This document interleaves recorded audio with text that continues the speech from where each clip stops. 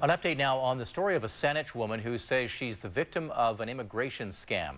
The woman says she wants the Indian citizen she married last fall kicked out of Canada. She claims he only married her for her passport and a chance to come to Canada. And now police and immigration authorities are involved. A News reporter Saanich Curl has more, new at 6. Just swearing at me, like, what are you doing? Dhaliwall says she's not backing down. One day after she told her story to A News, she's getting a reaction from the people close to her husband, just not the reaction she wants. That he's disgusting. That he's like, he should not be here. He needs to go back to where he came from, like, seriously. To recap, 22-year-old Dhaliwall went to India last summer. That's where she met 25-year-old Neeraj Sunny Kanda. She says they were in love, he proposed, and 2 months later they married. Dhaliwall then returned to Canada and filled out immigration papers to bring her husband here. But things started to go sideways when Sunny didn't show up at Vancouver Airport this spring when he was supposed to. Well, yeah, like the first few weeks it was like, I didn't know what to do, like kill myself or go find him or go to India.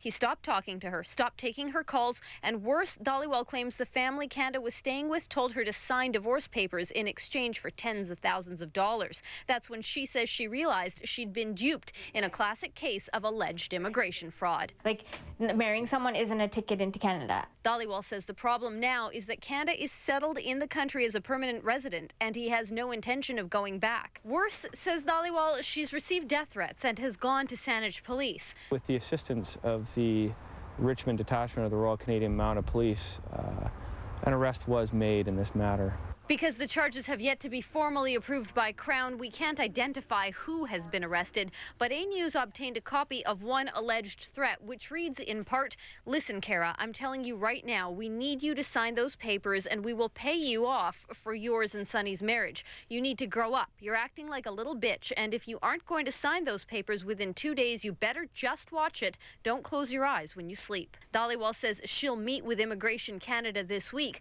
but an immigration lawyer who is not involved in this case says changes to Canada's laws would prevent these types of situations from happening again. What's needed is an additional tool for the visa officer, a temporary resident visa that allows the couple to test their love in Canada, gives access to Canada temporarily.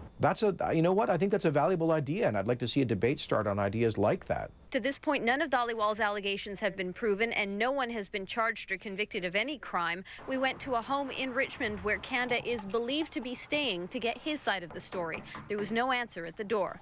Kara says she's over him. Because I don't want someone to use me and to be here if they're not going to be with me as a husband. In Saanich, Saanich Curl, A News.